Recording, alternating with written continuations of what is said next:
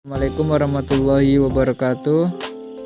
Baiklah, kami di sini akan mempresentasikan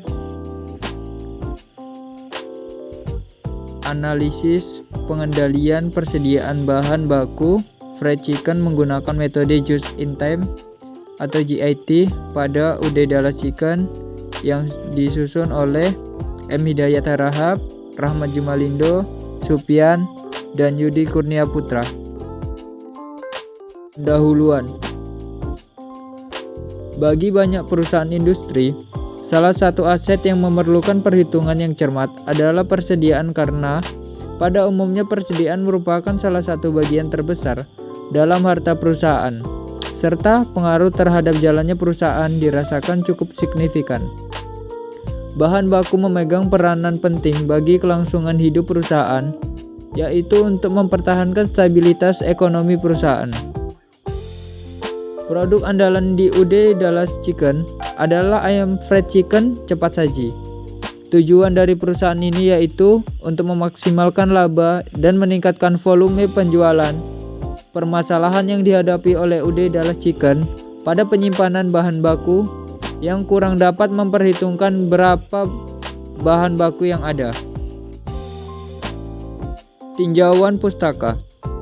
Untuk memaksimalkan laba dan meningkatkan volume penjualan, permasalahan yang dihadapi oleh UD Dallas Chicken pada penyimpanan bahan baku yang kurang dapat memperhitungkan berapa bahan baku yang ada di tahun 2023.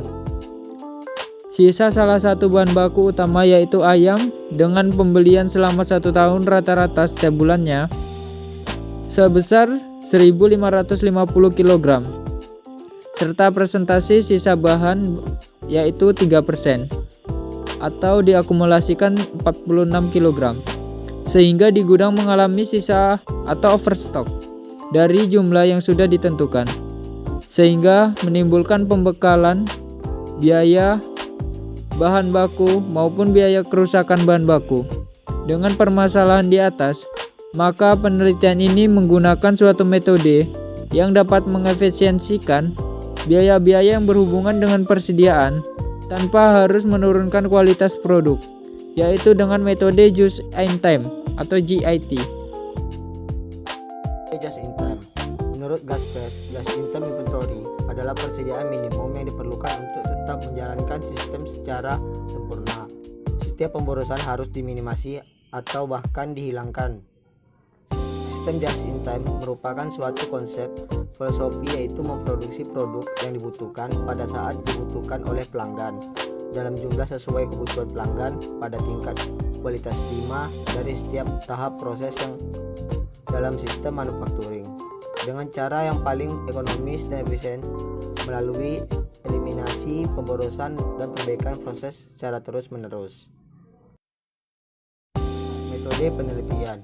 Penelitian dilakukan pada bagian gudang UD Dallas Chicken, yang mana data digunakan pada penelitian merupakan data primer yang didapatkan dari UD Dallas Chicken.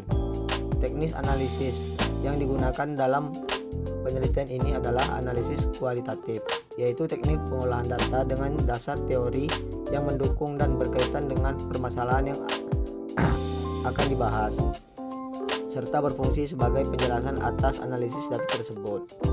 Teknik analisis data yang dilakukan dalam penelitian ini adalah dengan melakukan perolehan data sesuai dengan kriteria yang telah ditetapkan. Baiklah, saya akan melanjutkan presentasi dari teman saya yaitu M. Hidayat Harahap, yaitu variabel dari metode just in time yang diketahui adalah terbagi menjadi 7. Yang pertama, data pembelian bahan baku, data pemakaian bahan baku, data frekuensi pemesanan bahan baku, 3 data harga biaya bahan baku, dan 4 data sisa persediaan bahan baku, 5 data persediaan bahan baku, 6 data biaya penyimpanan bahan baku, 7 data biaya pemesanan bahan baku. Melakukan proses perhitungan untuk mencari tingkat efisiensi biaya antara kebijakan just in time dan kebijakan konvensional, biaya pembelian bahan baku, biaya pemesanan, biaya penyimpanan. Melakukan analisis deskriptif untuk mengetahui kebijakan mana yang lebih efisien dalam menghemat biaya dengan menerapkan kebijakan just in time, kebijakan konvensional, dan membuat kesimpulan. hasil dan pembahasan. Terdapat beberapa poin. Yang pertama, biaya bahan baku ayam dengan kebijakan perusahaan. Terdapat uraian dari tabel itu biaya pembelian 18.000 kali 18.600 kg per tahun. Itu terdapat dari kebijakan perusahaannya itu 334.800 juta rupiah. Kedua, biaya perusahaan 100.000 kali 12 kali per tahun. Terdapat kebijakan perusahaan 1.200.000 rupiah. Tiga, biaya penyimpanan 7.000 per 15 kg kali 18.600 kg per tahun. Terdapat 8.680.000 rupiah. Totalnya itu 344,680 juta rupiah. Total biaya bahan baku dengan kebijakan perusahaan. Terdapat uraian 5, ayam potong, tepung, minyak goreng, cabai, saus. Terdapat dari tabel di atas itu dengan total sumanya 652.435.000 rupiah.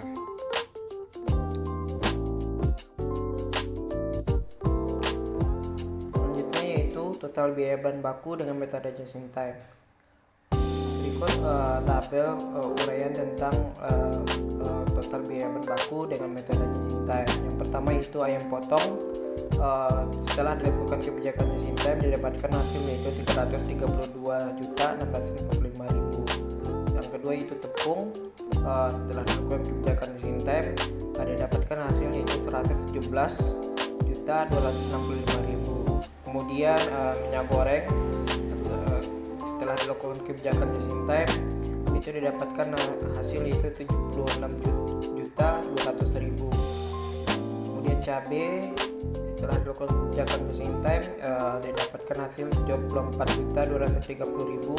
Kemudian saus setelah dilakukan kebijakan just in time didapatkan hasil 29.750.000.